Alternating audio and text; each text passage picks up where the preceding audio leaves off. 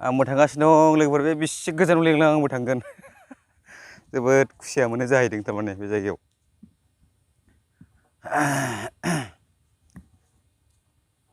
आंबो एसे एनै एरफालाबायनोसै जोबोद सान्दुं गोसा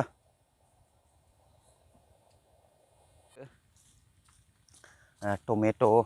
आलु बुरखांबाय नैबे जायगायाव दा आरो बिथांमोनहा गोदान गाबोन समफोरनिफ्राय ट्रेक्टरजों हालेवनानै गोदान आरोबाव आबादनि लाहार फाहार खालामसिगोनलाय बिदिनो जोगोनार खुमब्रा गायनाय साननो हागौ नोंथांमोना माने सम गैया बे समाव बोरै जोगोनार खुमब्रा गायनो नाथाय बिथांमोना बिदि समखौ नागिरा बिथांमोना समखौ नेनानै थाया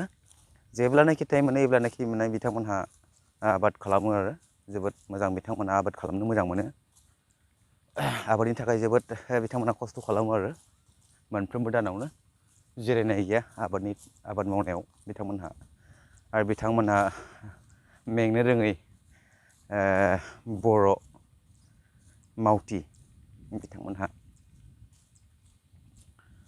नुवाखै माइफ्रा दा फिथाइ थरायसिगोनानो नै सोमखांजोब्बाय माइफ्राबो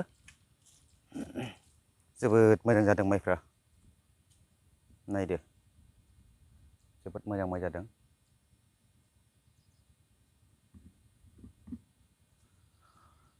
बिथाङा बबेथिं थाहैखो माथो मानसिखौनो लोगो मोनला बेसेबा गोबाव दंहैयो बिथाङा ओइ खुसिया जायगाखौ मोनबाय नामा जायगाखौ मोनाखै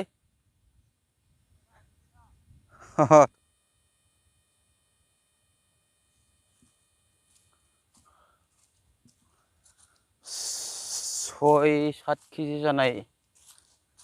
दाउ दङ बे जायगायाव नै दाउफ्रा बेफोरनो 6-7 केजि जायो बे दाउआ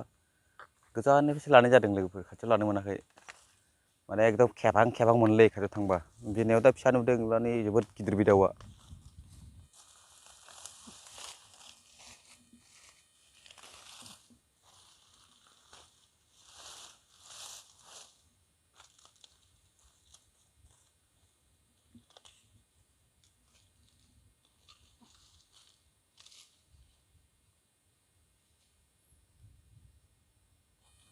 नांबाय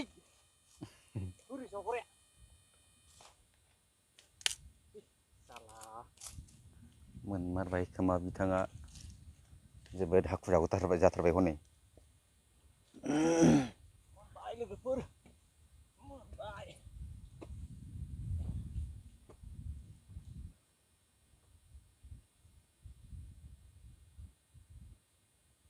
लोगोफोर जगोन दा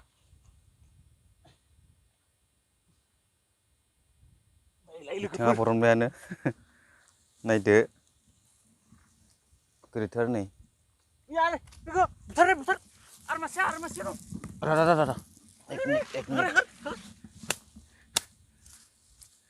दे नायदो आरो मासे दंबावो नैबे जोबोद गिदिर मासे दंबावो लोगोफोर खुसिया